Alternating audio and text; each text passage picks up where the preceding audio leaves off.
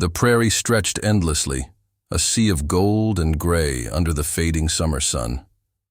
The tall grasses swayed in the wind, whispering secrets that only the wild creatures seemed to understand. For Emma and Daniel, it was not just a landscape. It was their world, their prison, and their only home. Emma, at just 10 years old, had taken on responsibilities far beyond her age. She cooked what little they could find, kept the small cabin clean, and tried her best to act brave for her younger brother. Daniel, only 7, followed her everywhere, clutching the small wooden toy horse their father had carved long ago. His eyes, once bright with mischief, had grown quieter, shadowed by hunger and fear. The 2 children had once traveled west with their parents in a covered wagon, dreaming of fertile land and a brighter future. But dreams often shattered easily in the Wild West. A raid on their wagon train, merciless and swift, had taken their parents' lives. In the chaos, Emma had dragged Daniel into the tall grass and hidden until the fire and shouting died away. When they returned, the world they knew had been reduced to ashes. Now, months later, the little cabin on the edge of the prairie was all they had. It wasn't much. Rough logs fitted together, a roof that leaked when storms came, and a fireplace that swallowed wood faster than Emma could gather it. The food was scarcer every day. What rabbits Daniel managed to trap were small and thin. Emma tried to make stew with dried cornmeal and roots, but it was never enough. Their bodies were leaner, their clothes more tattered, and their hope stretched, thinner with each passing day. Yet in the midst of hardship, the children clung to one another. At night, Emma would tuck Daniel in under a patchwork blanket and whisper stories their mother used to tell, of brave heroes, of safe towns, of families that never left one another, she told them softly, even when her voice cracked with exhaustion. Daniel would press closer to her, and for a moment, he believed that everything might be all right. But Emma knew the truth. Winter would come soon, and she had no idea how to keep them alive. Sometimes when Daniel was asleep, she would stare at the fire with tears brimming in her eyes. She wished for someone, anyone, to guide them, to protect them, to be the parent they no longer had. It was during one of those long, restless nights that fate answered in the strangest way. The wind howled outside, rattling the shutters. Daniel had already drifted to sleep, his toy horse clutched against his chest. Emma sat awake, listening to the lonely sound of coyotes in the distance, when she heard something unusual. A heavy, dragging noise, like a wounded animal, echoed faintly through the grasslands. Her heart thumped hard against her ribs. At first, she thought to stay inside, to pretend she hadn't heard. But curiosity and fear drove her to the door. She grabbed the small lantern, shielding its flame against the wind, and stepped out into the dark. The prairie seemed endless, the tall grass shifting like restless waves. She almost turned back until she saw it. A dark shape collapsed near the edge of their garden plot.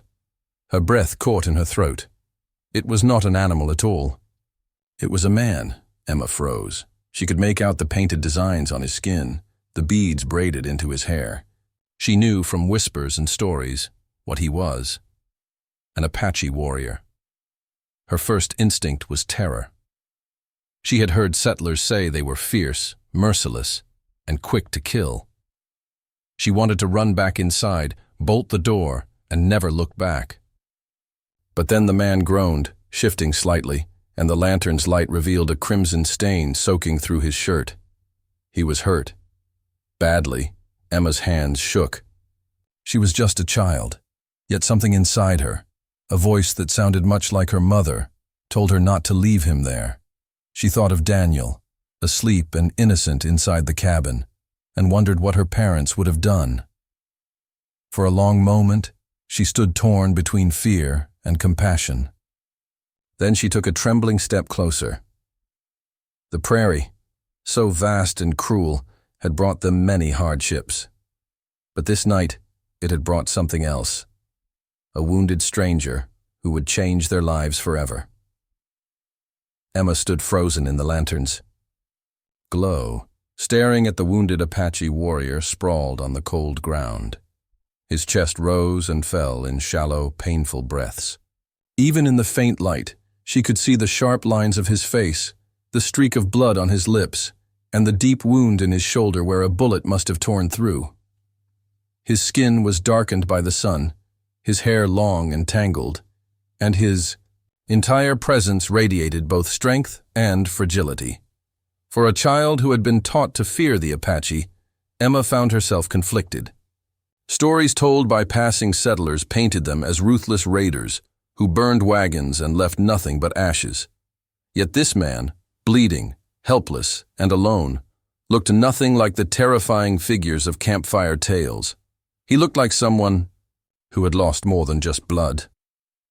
Her first instinct was to run. If she woke Daniel and they stayed hidden in the cabin, perhaps the man would die on his own, and they could pretend he was never there. But the thought of leaving him alone in the dirt, struggling for every breath, clawed at her conscience. Emma's small voice cracked through the night. "Daniel," she whispered, stepping back toward the cabin. "Daniel, wake up!" The boy stirred, rubbing his eyes. "What is it? Coyotes?" "No, it's—" She hesitated. The words felt strange in her mouth. "It's a man. He's hurt." Daniel blinked sleepily, clutching his wooden horse as if it could protect him. "A man?" "An Apache." The word made Daniel stiffen. He had heard the same stories she had, of raids and scalps and blood. His young face turned pale. We can't help him, Emma. He's dangerous." Emma knelt beside her brother, gripping his shoulders firmly. "I don't know what he's done, Daniel. I only know he's dying out there. We can't just let someone die. Mama wouldn't have." Her brother's eyes welled with fear, but he trusted Emma as he always did. After a long pause, he gave a small nod. Together, they went back outside. The night seemed darker now, the prairie stretching like a black sea around them. The man's shallow breaths were the only sound besides the rustle of grass. "Help me." "With his arm," Emma whispered. They tugged at him, struggling with his heavy body. It was awkward and slow, the children straining under his weight.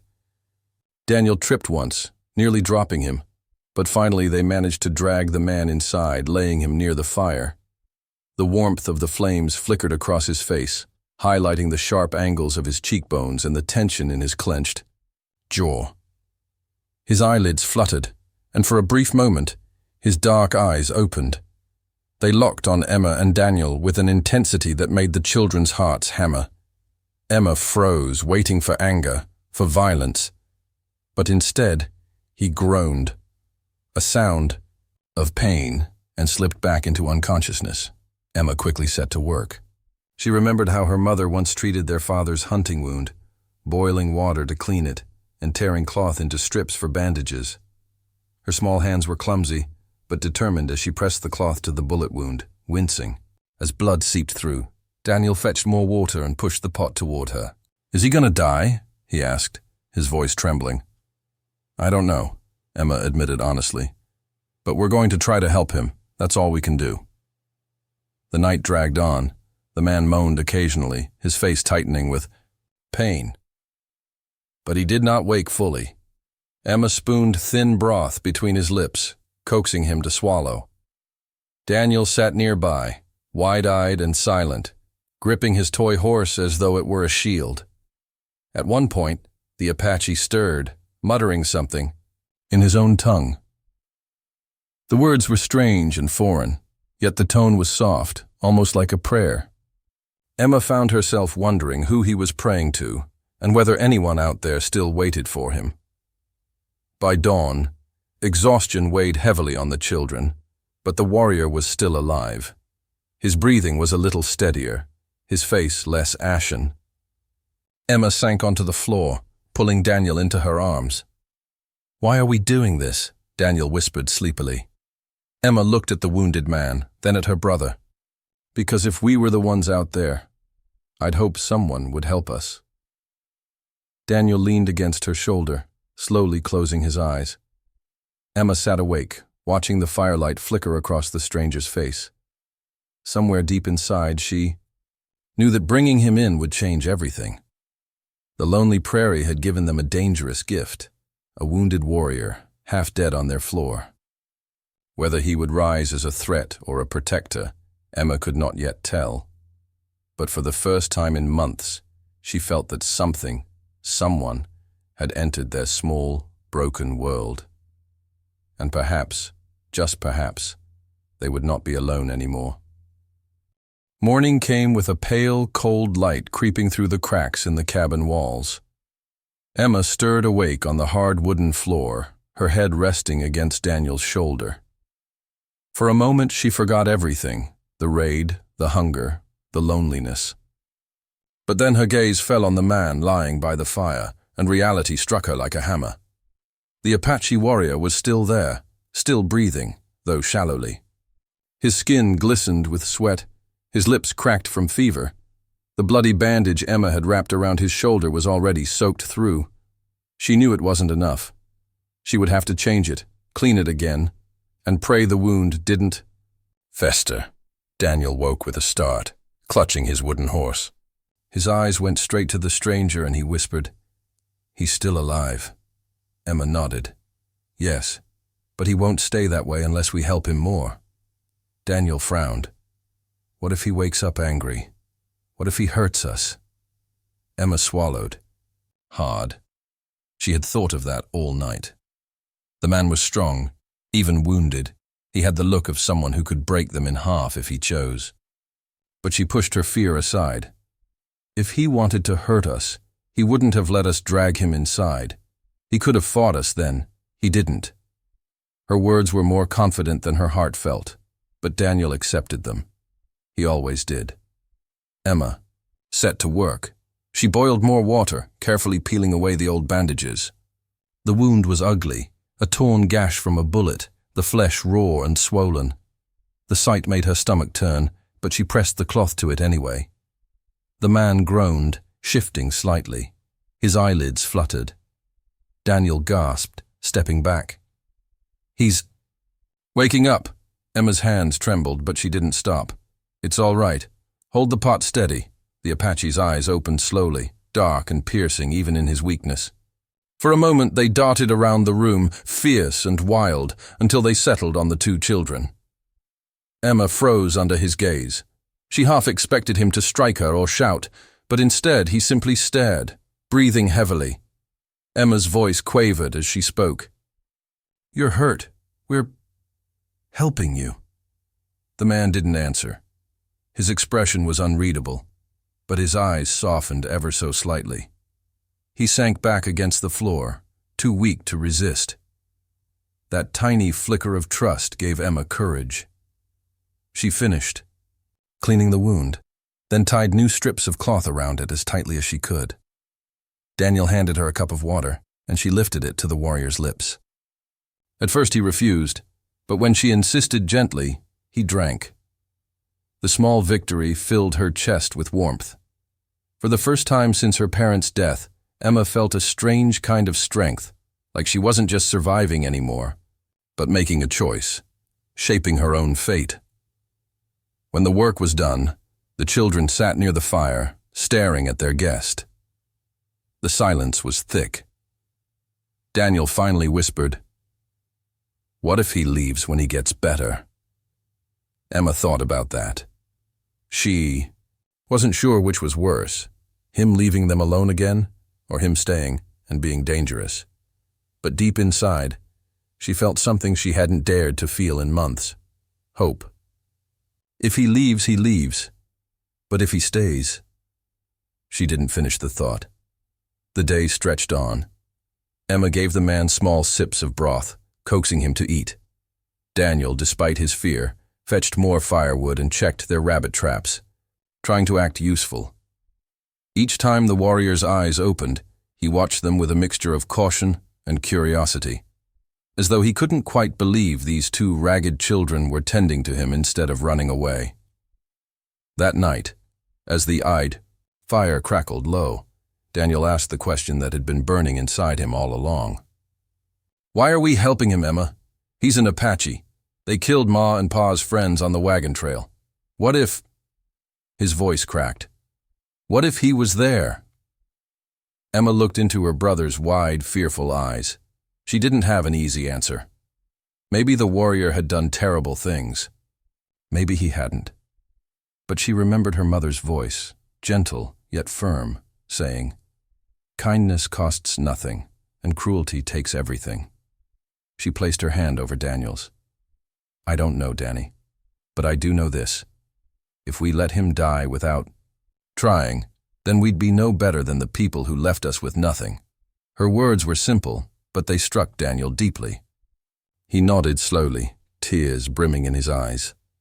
That night, as the children drifted to sleep beside the fire, Emma realized she had made a choice that would shape their future.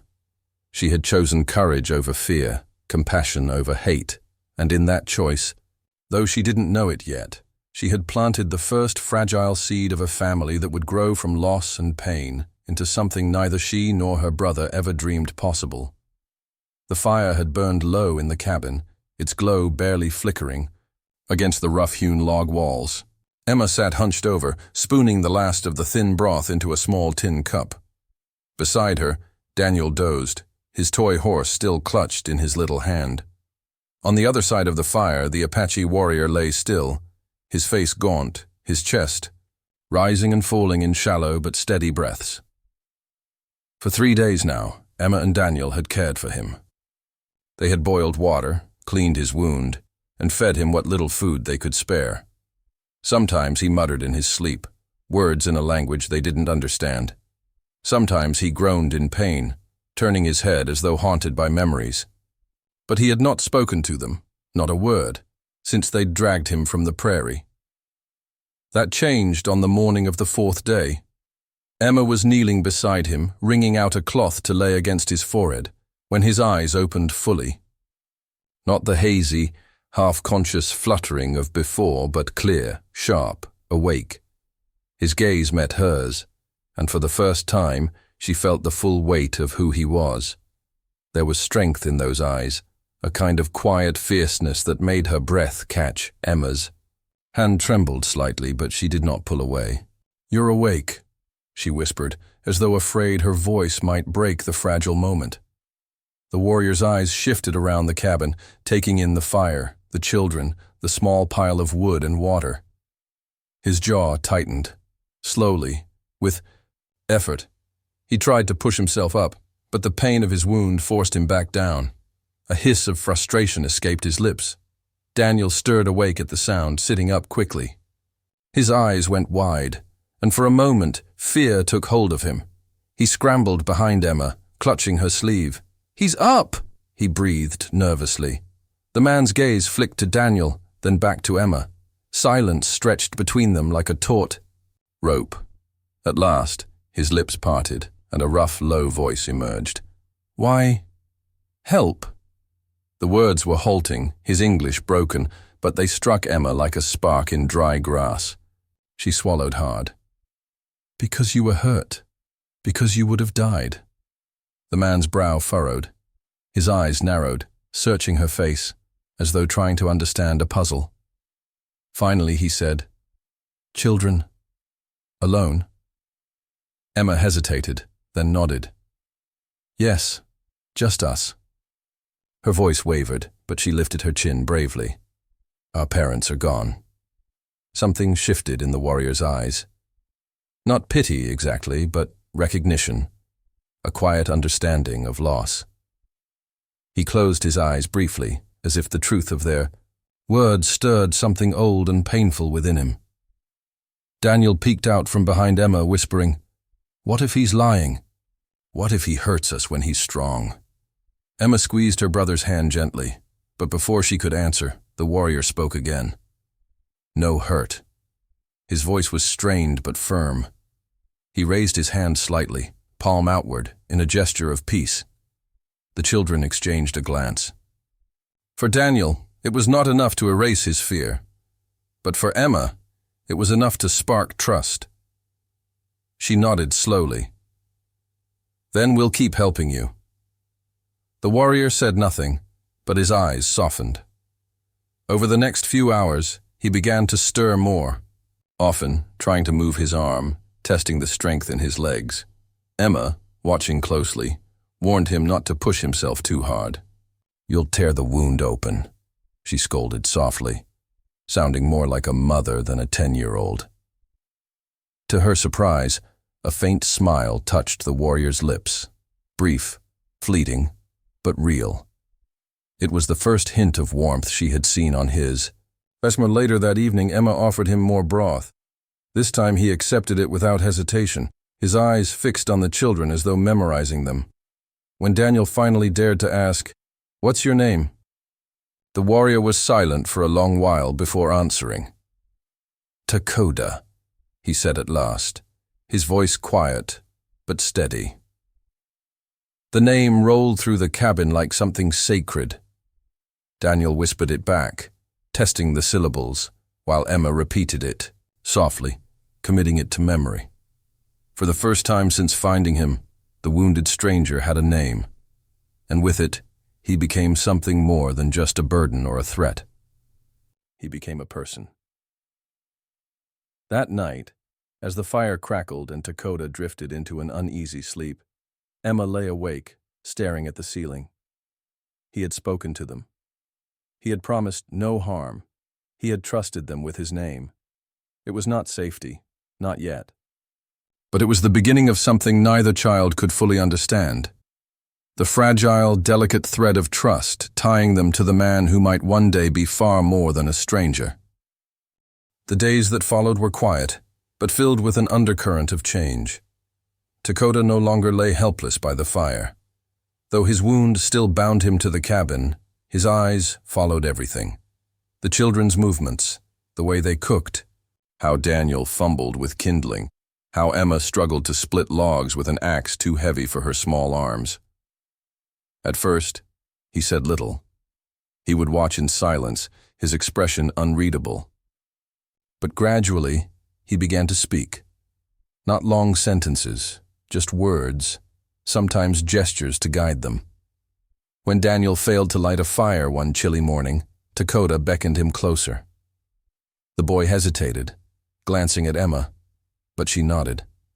Crouching, low, Takoda showed him how to strike flint more cleanly, how to build a small nest of dry grass for the spark. His fingers moved deftly, precise despite the pain in his shoulder. With just a few strikes, a flame flickered to life. Daniel's eyes widened. He turned to Emma, excitement bubbling through his fear. "He showed me! Look, I did it!" Takoda gave a small grunt, almost a chuckle, and nodded. It was the first time Daniel had seen even a shadow of warmth in the warrior's face. Emma, meanwhile, tried not to show how much relief she felt. Each day her responsibilities had weighed heavier on her shoulders. Now, for the first time, someone was helping carry the burden, even if only in small ways. By the end of the week, Takoda was teaching more. His English was limited, but he spoke, with his hands pointing, showing, demonstrating. He taught Emma how to tie snares with stronger knots, how to place them where rabbits would most likely pass. He taught Daniel how to listen to the wind, to tell when a storm was coming, to read the prairie not just with his eyes but with his ears and heart. One afternoon, when the children argued over who should gather wood, Takoda raised a hand to silence them.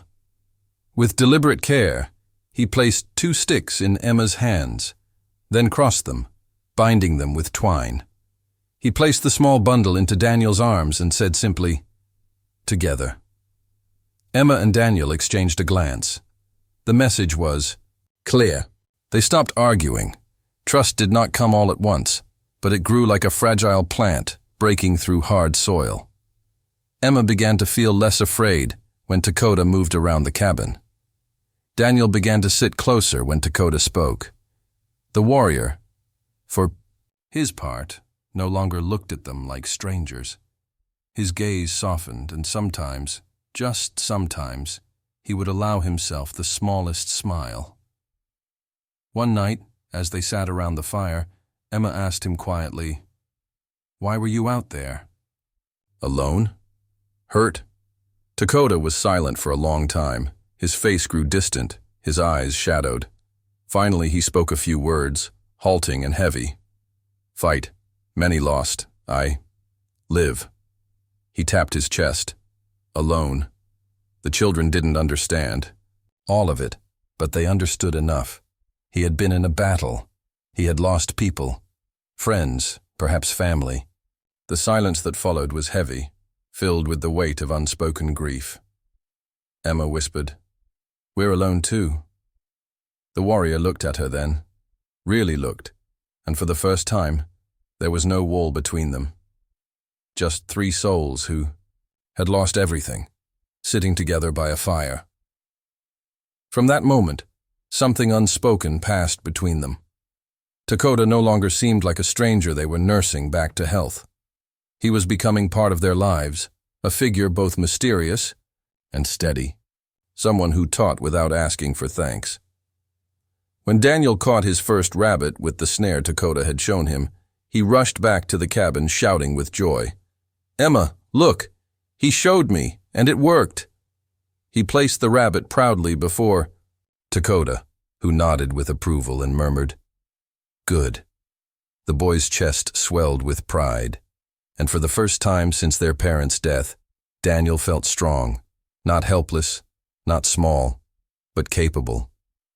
Emma saw it, and she, too, felt something stir inside her. They were learning, they were surviving, and it was because of the man fate had delivered to their door. Trust was still fragile, but it was growing. Each lesson Dakota taught was more than survival. It was a promise, unspoken, but deeply felt. He was giving them the tools to live, and, with every passing day, he became less of a wounded stranger, and more of something they had both longed for without daring to name: family. The prairie nights grew colder as the weeks slipped by. The little cabin, once silent except for the crackle of firewood, now carried new sounds, whispers, laughter, and the low, steady voice of Dakota. By then, his strength had returned enough for him to sit upright for longer stretches. The wound in his shoulder still pained him, but he bore it without complaint, his dark eyes watchful and calm. Emma had noticed that he never wasted words. When he spoke, each one carried weight, like stones placed carefully on a path. It began with simple things, names for objects. He would point at the fire and say, "Ka," then at the sky, "Ya," at the earth, "Nda." The children repeated them eagerly, stumbling over the unfamiliar sounds, but laughing at each other's mistakes. "Say again," Dakota would insist, his lips twitching into a rare half-smile when Daniel exaggerated a word so badly it became nonsense. For Emma, those lessons were more than a game. Each new word felt like opening a door to a world bigger than the one she had known. Until now, her life had been small. Cabin, prairie, wagon trails. But Dakota's language hinted at traditions, stories, and a people whose lives ran deeper than the whispering grasses outside. One night, after a supper of rabbit stew, Emma asked, "Do your people tell stories, like our mother used to?" Dakota looked at the fire for a long moment, silent. The flames reflected in his eyes. Then, slowly, he began to speak. His English was rough, but his voice carried rhythm, like a drum beat beneath the words. He told them of the beginnings, of a great mountain that held the spirits of his ancestors, of how the earth was born from the song of the Creator. He spoke of the eagle who carried prayers to the sky, and of the coyote who tricked and stumbled, but taught important lessons through his mistakes. Daniel leaned forward, his eyes wide, hanging on every word. Emma listened with her whole heart, remembering how her mother once told stories of saints and heroes.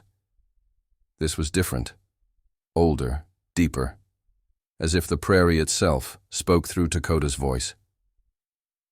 When he finished, there was a hush in the cabin, broken only by the crackle of the fire. Then Daniel whispered, "Tell another." And Dakota did. Night after night he shared stories, some funny, some solemn.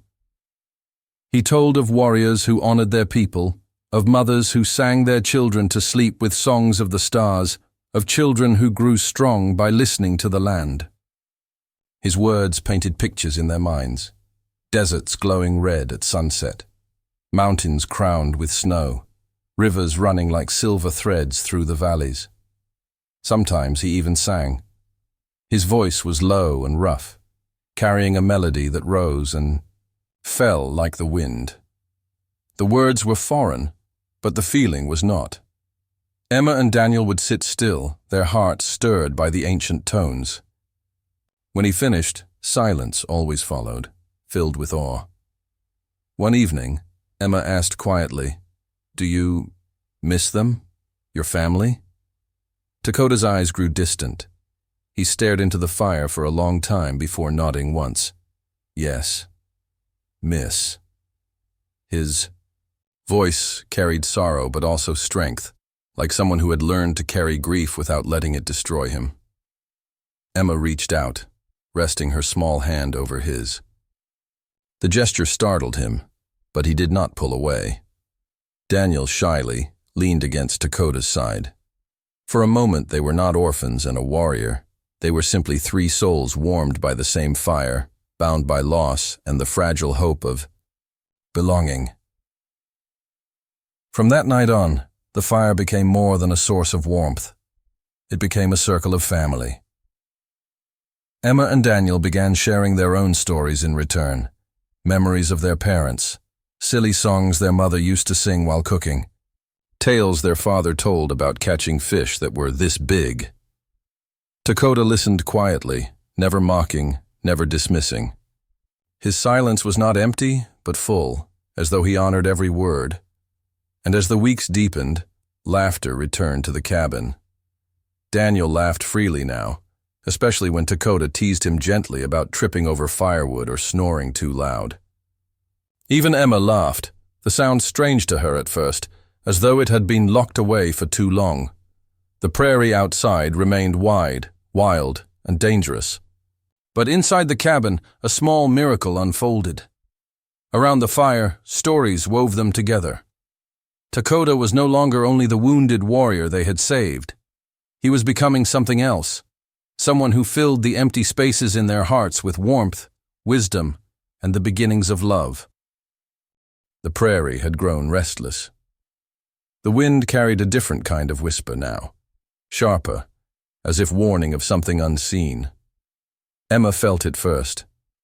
While she gathered water from the creek one morning, she noticed the hush in the air, how the birds had gone silent, how even the grass seemed to lean away from the horizon.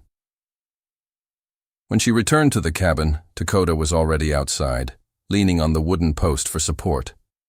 His shoulder was stronger now, though his movements were still slow. His eyes scanned the open plains with the intensity of a hawk. "What is it?" Emma asked, her voice low. Dakota did not answer at once. He listened, squinting at the horizon. Then finally, he said one word that sent a shiver down Emma's spine. "Riders." Her heart thudded. "Are you sure?" He gave a single nod, his expression grave. By midday, Daniel spotted the dust rising on the far edge of the prairie.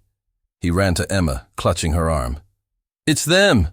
His voice cracked with fear. "The men who killed Ma and Pa." Emma's stomach dropped.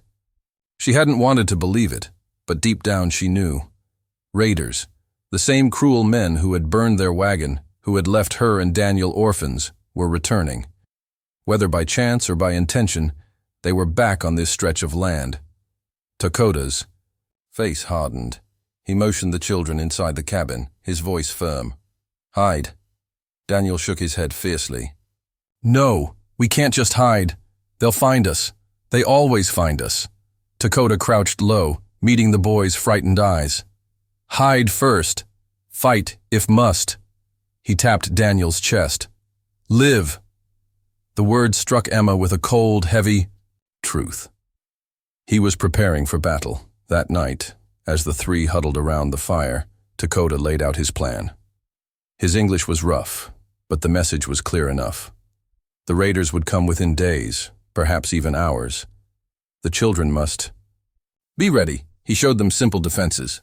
Emma learned how to scatter broken glass and sharp stones outside the cabin door, slowing anyone who tried to rush in.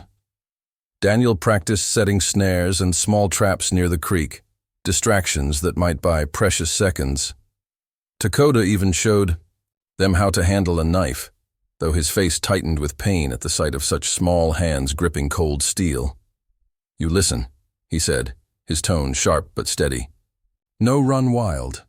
Think, breathe, use head." Emma nodded, determination burning in her chest. She was terrified, but fear would not save Daniel. She had to be strong. The next evening, while gathering firewood, Daniel whispered, "Emma, what if we lose? What if he can't fight them off?" Emma pressed the bundle of sticks against her chest. She looked at her little brother, at the fear in his wide eyes. "Then we fight too. We don't give up, not ever." Dakota overheard. He studied Emma, and something like pride flickered across his face. For all her youth, she had a heart as fierce as any warrior. On the third day, the riders appeared. There were 4 of them, rough men with guns slung across their backs, their laughter carrying on the wind. They rode close to the cabin, circling like wolves that had caught the scent of prey. Emma and Daniel crouched inside, peeking through the cracks in the wall. Daniel's hands shook violently as he clutched his wooden horse to his chest. Emma reached over, steadying him. "We'll be all right," she whispered, though her own pulse thundered in her ears. Outside, Dakota stood tall despite his injury, his dark hair whipping in the wind. His eyes narrowed as the raiders dismounted, swaggering toward the cabin. One of them sneered. "What's this? A half-dead Indian guarding a shack?" Another laughed. "Bet there's something worth taking inside. Let's have a look." Emma's breath caught. She looked at Dakota through the window. His body was rigid, every muscle tense, his good hand resting lightly on the knife at his side. He knew this fight was inevitable. The raiders had returned. The peace they had built inside their small cabin was about to be torn apart. But unlike before, Emma and Daniel were not helpless children anymore. They had Dakota, and Dakota had them. The air outside the cabin grew thick, heavy with the scent of dust and sweat. Emma clutched Daniel's trembling hand as they crouched by the window, peering out at the men who had brought death into their lives once before. Every nerve in her body screamed for her to run, but there was nowhere to go. The cabin was their only shelter. Dakota stood tall, his broad frame outlined against the fading light. Though his wounded shoulder limited him, his presence carried the weight of a warrior who had survived worse. The raiders jeered at him, their laughter sharp and cruel. "Well, ain't this something?" one of them spat. "A savage trying to play house with brats." Another pointed toward the cabin. "Bet the little rats are in there. Let's drag 'em out." Emma felt Daniel's grip tighten until her fingers ached. His eyes were wide, his breath shallow. She leaned close, whispering fiercely, "We stay quiet. We stay brave." Just like Dakota said. The raiders advanced, boots crunching over the dry earth. The first man reached the door, only to curse loudly as his foot struck the broken glass. Emma had scattered earlier. He stumbled back, blood seeping through his torn boot. The others mocked him, but their laughter faltered when Dakota stepped forward, knife gleaming in the dim light. "You leave," Dakota said, his voice low but commanding. "No more," the leader sneered.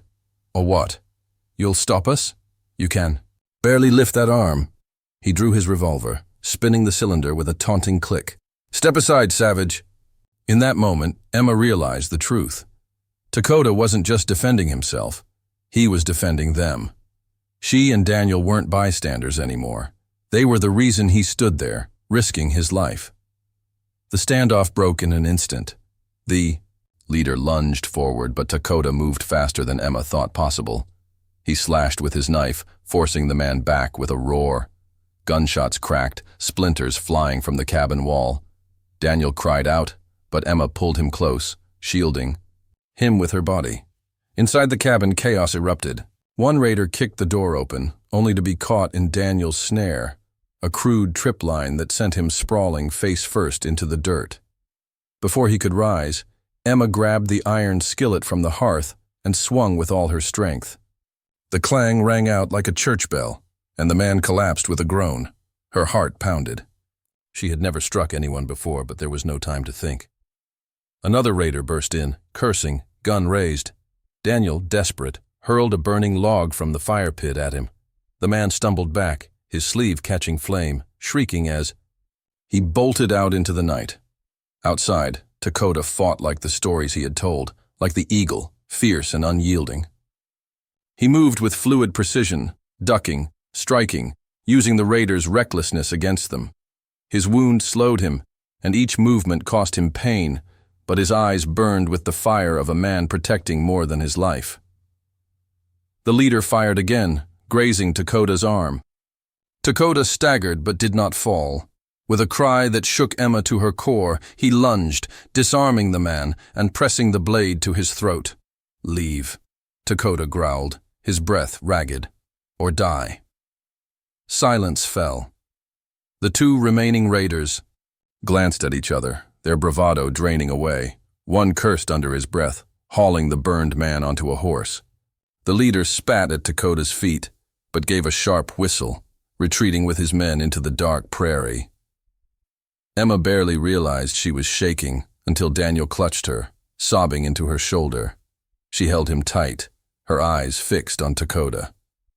He stood in the doorway, chest heaving, knife still in hand, his face etched with exhaustion and pain. For a moment, he looked every inch the warrior they had feared when they first found him, wild, dangerous, untamed. But when his gaze fell on the children, his expression softened. He dropped the knife and sank to his knees, wincing from his wounds. Emma rushed to him. "You're hurt!" He shook his head, voice hoarse. "Alive! All alive! What matter?" Tears stung Emma's eyes. For the first time since her parents' deaths, she felt safe. Not because the danger was gone, but because they had faced it together and endured. Daniel, sniffling, crawled into Dakota's arms, clinging to him. "Don't leave us," he whispered. Dakota wrapped his good arm around both children, pulling them close against his chest. His voice, though quiet, carried the weight of a vow. Never. The prairie night stretched wide around them, the stars glimmering like silent witnesses. In the cabin, among the shattered wood and smoldering fire, something unbreakable had been forged, not just survival, family. The night after the raid was a quiet one, though not with peace. The cabin smelled of gunpowder, smoke, and blood. The walls bore scars where bullets had torn through, and the floor was scattered with broken wood and ashes. Yet amidst the wreckage, there was life. Emma, Daniel, and Dakota had survived. Emma worked by the hearth, boiling strips of cloth to clean Dakota's wounds. Her hands shook, but she forced them steady. She had seen her mother tend injuries before, and she tried to remember every motion, every word of comfort whispered over a bleeding cut. Now she had to be that source of strength.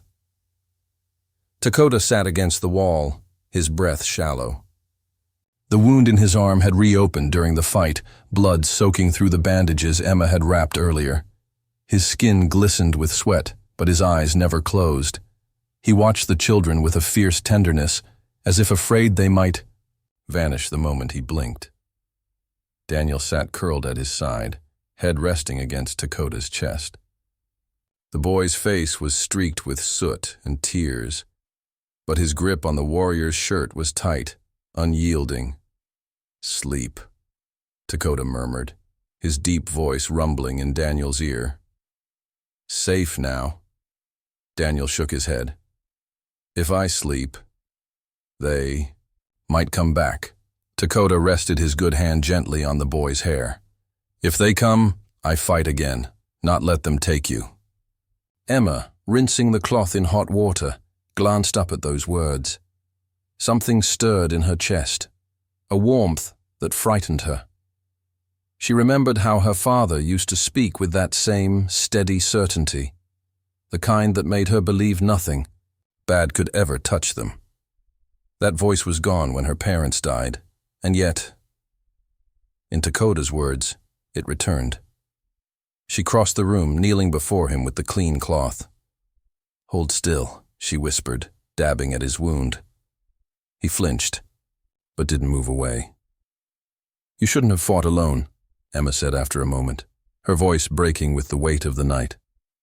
"What if you had died too?" Dakota studied her. His dark eyes, fierce in battle, were now soft, almost sorrowful. "Not alone," he said quietly. "You fight, Daniel fight, together." Her throat tightened. "But we're just children." Silence stretched between them, broken only by the crackling fire. Then Dakota spoke with deliberate care, as though shaping a vow from his very soul. "You not alone now. I stay, protect, teach, be—" He paused, searching for the word in English. His voice dropped lower, husky with meaning. "Father." Emma's breath caught. She stared at him, her hands frozen against his bandages. "Father." The word echoed, in her mind, heavy and fragile all at once. Daniel stirred at the sound, lifting his tear-streaked face.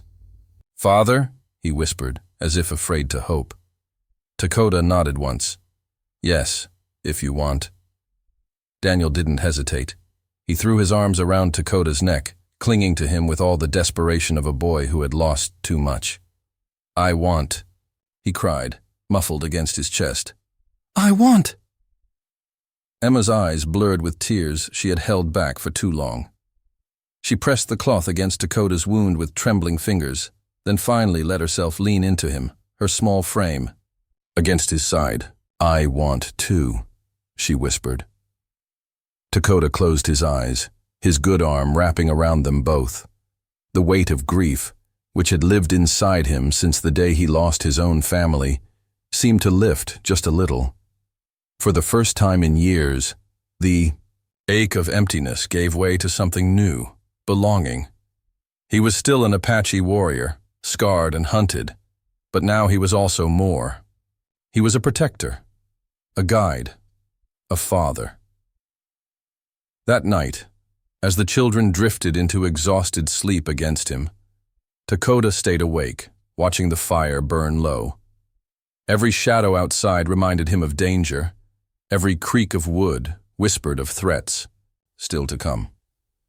Yet his heart was steady, for he had made a promise. No matter what storms rose on the horizon, no matter how many enemies returned, he would not let harm befall these children.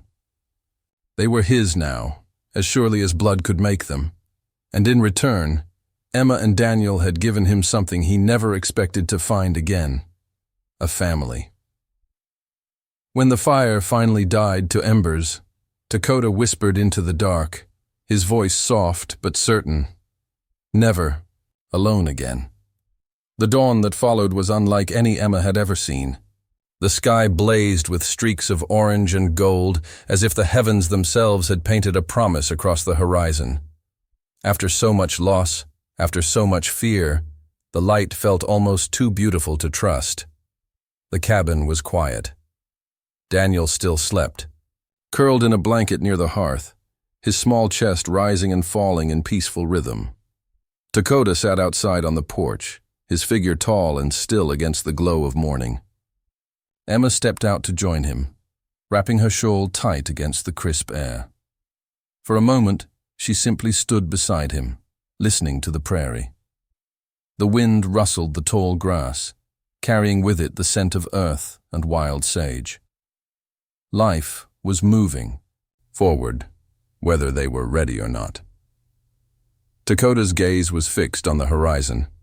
His face, often unreadable, carried a softness now, though the lines of grief and battle remained etched there. "Not safe here," he said quietly, breaking the silence. Emma's heart sank. She had known it too. The raiders had found them once. They could return. And with the cabin damaged, with supplies running low, survival here would always be fragile. "Where would we go?" she asked. Dakota turned to her, his dark eyes steady. "North, mountains, my people." He paused, then added gently, "If they accept." Emma thought of the stories he had told by the fire, the eagle, the coyote, the sacred mountains. A part of her ached to see them, to step into the world he had painted with his words. Yet fear gnawed at her. Would they, two white children, be welcome among his tribe? As if sensing her doubt, Dakota placed a hand on her shoulder. "Family is not only blood," he said. "Family is who you protect, who you love." Emma swallowed, hard, blinking back tears. She remembered her mother's voice, soft and warm, telling her something so similar once. A family is built where love chooses to stay. When Daniel woke, they told him of the journey ahead. His eyes lit with excitement. "We're really going with him?" he asked, clutching his wooden horse. Emma smiled faintly. "Yes, we're not staying here anymore." Daniel threw his arms around Dakota's waist, grinning through the gap in his teeth. "Then we're a real family now, right?" Dakota rested his hand on the boy's head, nodding with quiet solemnity. "Yes, real family." The days that followed were filled with preparation. Emma packed what little they owned, a few cooking pots, blankets, and the keepsakes of their parents. Daniel insisted on bringing the wooden horse, though its paint had chipped and its leg was broken. "It's all I have left," he explained. Dakota only nodded, understanding better than anyone the weight of holding on to memory. On the morning of their departure, they stood together outside the cabin. The roof sagged, the door hung crooked, and the walls bore scars from bullets and fire. It had been their shelter, their prison, their place of survival. But it was no longer their home. Emma reached for Daniel's hand, and with her other she touched Dakota's arm. Together, they turned their backs on the cabin and stepped onto the open prairie. The journey was not easy. The land stretched wide and unforgiving, with rivers to cross and hills to climb. Dakota, still healing, carried his pain in silence, but he pressed forward, driven by the promise he had made. At night, they camped beneath the stars, the children curled close against him as he told stories, some ancient, some new, all filled with hope. Slowly, Emma began to believe that the future might hold more than sorrow. She saw it in Daniel's laughter as he chased fireflies, in the way Dakota guided them with patience, and in the steady bond that grew stronger each day. One evening, as the fire crackled low, Daniel asked, "When we get to your people, will they call us family too?" Dakota looked at the boy, then at Emma, his eyes shining in the firelight. "If they do not, still you are mine," he said. His voice was firm, filled with a love that left no room for doubt. Forever. Emma felt her throat tighten. She leaned closer, resting her head against his shoulder. For the first time since her parents' deaths, she felt not just safe, but whole. The prairie stretched on, vast and untamed, but within that endless expanse walked something rare and unbreakable, a new family, forged not by blood but by choice, by courage, and by love. And so their story did not end with loss. It began again, with hope, with promise, and with the bond of a father who had come into their lives when they needed him most.